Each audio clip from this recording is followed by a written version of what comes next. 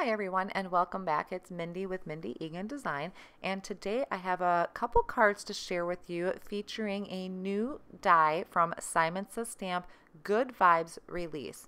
This is just coming out and I wanted to share a couple cards that I had created, and there's going to be a few more cards at the end as well. So we'll go ahead and get started.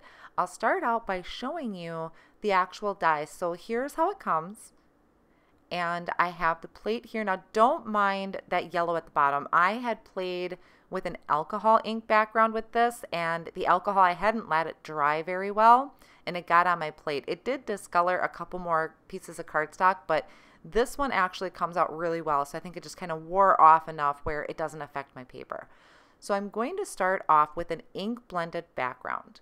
I'm going to be using the Bristol Smooth cardstock to do my ink blending. I'll be using the regular distress inks, and these blend better on the Bristol Smooth cardstock. They just seem to glide a little bit better.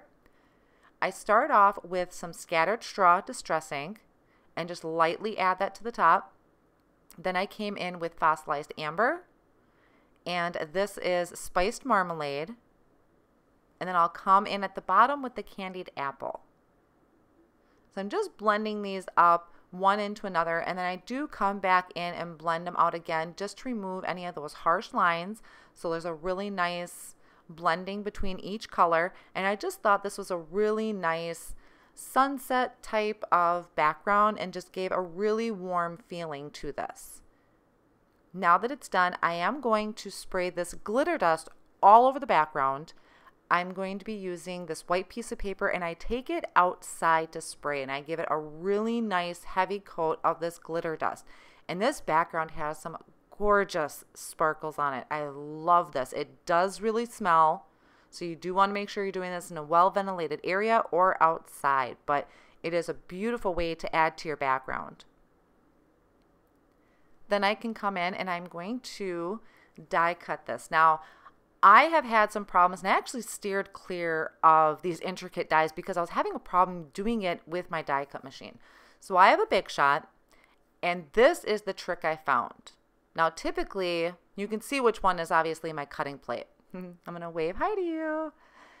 So I lay my cover plate down first, then this metal shim. Then I'll take that cover plate die, and I'm going to hold that in place with some Post-it tape. I wanted to leave a white border around the edge, so I want to make sure this lines up really straight. You could just die cut this out and cut the border off if you prefer. And I do that in a different card, but for this one I wanted to have that white border with it. Then I'll flip it over, so when it cuts, it's going to cut into the top plate. So there you can see my cutting plate I'm adding. So I'm cutting it kind of a backwards sandwich than what I normally would, and when I run that through, it takes some muscle, but this did work really well for me. I had a lot of problems before, but kind of just flipping it like that really helped get all those intricate pieces, and I didn't have to run it through twice. My machine works perfectly fine. I don't know if I just used my machine too much or if it's just because of this die, but that trick really helped me out. So now I can just come in, and I have this Spellbinders tool that I kind of rub across all of those little areas to try and just get those loosened up, knock them out. And I do come in with the other end of it to poke out any remaining pieces that are in there. So I'll just have the outline of everything. Then I can just pop those out. Now I have this gorgeous design with that white border around it, and I have my glittered background. This is some spray adhesive. This is also very smelly, and I took this outside with some scrap paper and sprayed the back of this, and then using the tweezers I can add that to my background. The reason I use the spray adhesive is because I really didn't want to take liquid glue and go around all of those areas. This spray adhesive, it's totally worth the stink. It just covered everything what I needed, and all I had to do was go outside. Now for the sentiment, I'm using the Simple Sentiments stamp set, which I stamped on black cardstock and heat embossed with white embossing powder, and I trimmed it down into a little strip. Now I come in with some foam tape, and I'm just cutting that foam tape down into little thin strips to add behind my sentiment to add to my card, and that just gave it a nice pop. The sentiment really stands out against the background. I just really love how this all came together, and it's so glittery. It's so pretty. So that is one way to use the stencil, or creating a background to use with this, I'm sorry, not stencil, this background die. And that'll finish up that one. I'll give you a close-up look. Just look at all that beautiful glitter back there. So simple, so quick. This maybe took me 20 minutes. And you could mass produce these and just make a bunch of different ink blended backgrounds. So now on to my second card. This one, I created a watercolor type of background. I'm using some Canson watercolor paper. There's a rough side and a smooth side. I'm using the smooth side, and I'm trying out these tonic shimmer powders. You want to be real careful when adding this, because if you squirt it, you're going to have a horrible mess. So I'm just lightly tapping this, adding that powder to my background. It's a dry background, and then spritzing with water. And you can see how that just, it bursts. It just starts spreading. You can move it around. You could leave it just like this. You could also wet your paper first and then add that powder. I've played with it a couple different ways. So I just move that around. I do come in, mop up some of that excess that's been floating around. And I like to heat my paper in between. So it just kind of dries that back a little bit. I can see where everything is, if I need to add more water, because adding more water is going to reactivate that. And I can just dry those spots up a little bit, come back in and add some more. And this has a gorgeous shimmer in it. It's real subtle. It doesn't, stick out in your face, but it's a real nice, subtle shimmer. And these colors are gorgeous. You've seen in the beginning, I have 3 of them so far. I have actually 1 on the way in an order. This one is Atlantis Burst. I also have Solar Flare and Cherry Bomb. So those are all really gorgeous.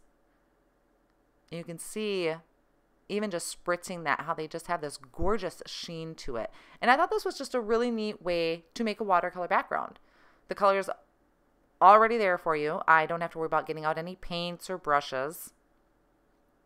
And just swirling that all over the edges.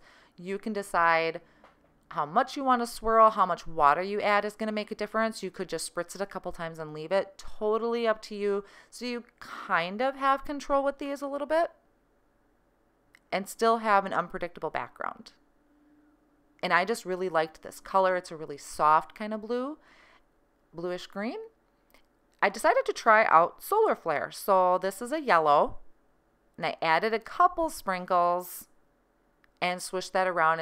It kind of comes with a little bit more of a green, because that, like I said, when you spray it, it's going to reactivate what's underneath. And I have some green to go with that, and I thought it still just kind of added a nice bright pop of color. Since this did kind of bend and warp a little bit, I like to take my panel into a piece of copy paper and run that through my Big Shot just like that, so it kind of flattens it out a little bit. I already went ahead and die cut that Deborah panel again out of white cardstock. And here I have some Applemint cardstock is going to be my card base. So that's 4 1/4 by 5 1/2. I also have a white piece of cardstock that's 4 by 5 1/4. And I trimmed my panel down to 3 3/4 by 5 inches. What I decided is that I wanted to kind of have this at an angle and not have those borders. I did take this outside as well and spray that with that adhesive. That just made my job a lot easier when trying to put this down on the card. And giving that a nice good push. Make sure that's stuck on there really well. And I can trim off those excess pieces. So this is easier to trim off that border edge first, and then I can cut around my card. Now thankfully I didn't spray any adhesive where that border was. And I didn't push it down, so even if I did, it wouldn't have been that big of a deal. And then I can just go around the edges and trim off that excess.